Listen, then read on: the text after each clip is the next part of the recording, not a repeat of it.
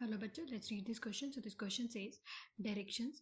These questions consist of two statements each printed as assertion and reason. While answering these questions, you are required to choose any one of the following four responses. यहाँ पे हमें assertion given है all the octahedral complexes of Ni2 plus must be outer orbital complexes. Reason है outer orbital octahedral complexes are given by weak ligands. यहाँ पे हमें चार option given है. A both assertion and reason are true and the reason is the correct explanation of the assertion. B both assertion and reason are true but reason is not a correct explanation of the assertion. Option C हमें given है assertion is true but the reason is false and last option है assertion is false but reason is true. So इस question में जो की concept है वो है outer orbital complexes. की concept is outer orbital complexes. So हम समझते हैं पहले आउटर ऑर्बिटल कॉम्प्लेक्सेस होते कौन से हैं. जो हाइब्रिडाइजेशन जिसमें हाइब्रिडाइजेशन के टाइम पे एटॉमिक ऑर्बिटल्स के आउटर ऑर्बिटल्स इन्वॉल्व होते हैं तो वो क्या होते हैं outer orbital complexes. So these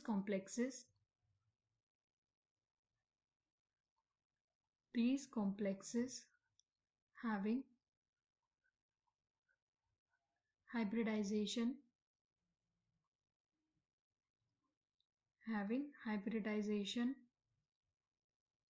of atomic orbitals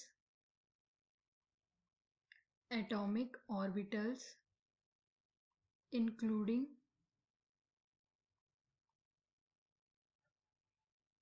s, p and t orbitals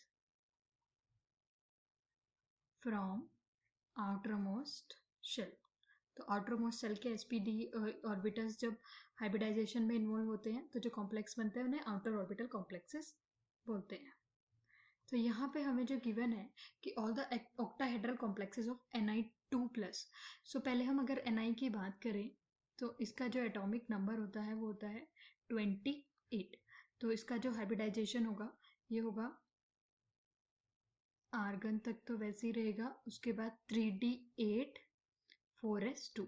लेकिन यहाँ पे हमसे किसके बारे में बात की गई है Ni2+. दैट मीन्स इसमें 2 इलेक्ट्रॉन कम है तो इसका जो हाइब्रिडाइजेशन इसका जो इलेक्ट्रॉनिक कॉन्फ़िगरेशन होगा वो क्या हो जाएगा Ar3d8. दैट मीन्स इसके जो 3d ऑर्बिटल है उसमें 8 इलेक्ट्रॉन है. अगर हम इसकी फिलिंग करें इलेक्ट्रॉन के लिए तो ये हो जाएगा हमारे पास 3d ऑर्बिटल जिसमें पहले सिंगल जो इलेक्ट्रॉन है वो सभी शेल में 3 हमारे पास ये डबली ऑक्यूपाइड है और जबकि जो 4s 4p और 4d है वो एम्प्टी है. 4s 4p and 4d. हम यहाँ पे एक एग्जाम्पल लेते हैं. एग्जाम्पल की हेल्प से हम इसको समझेंगे जिसमें हम एक वीक फील्ड लिगेंड लेंगे NiNH3 6 2+. तो अगर हम यहाँ पे NH3 की बात करें एक वीक फील्ड लिगेंड है जो यहाँ पे जो दो हमारे पास टी ऑर्बिटल के एम्प्टी हैं उनमें इलेक्ट्रॉन फिल नहीं कर सकता हूंड रूल को वायलेट करके, जो सिर्फ एक स्ट्रॉन्ग फील्ड लिगेंड ही कर सकता है. दैट मीन्स ये जो ऑर्बिटल है ये हाइब्रिडाइजेशन में पार्टिसिपेट नहीं करेंगे. तो हमारे पास जो हाइब्रिडाइजेशन होगा वो होगा ये 3d हमारे पास एज इट रहेगा और जो NH3 है वो 4s में हमारे पास 2 इलेक्ट्रॉन देगा. 4s टोटल 6 है तो यहाँ पे भी ये 4p में 3 इलेक्ट्रॉन हो जाएगा और 2 हो जाएगा t में 4d. तो दैट मीन्स यहाँ पे जो हाइब्रिडाइजेशन फॉर्म होगा वो होगा sp3d2.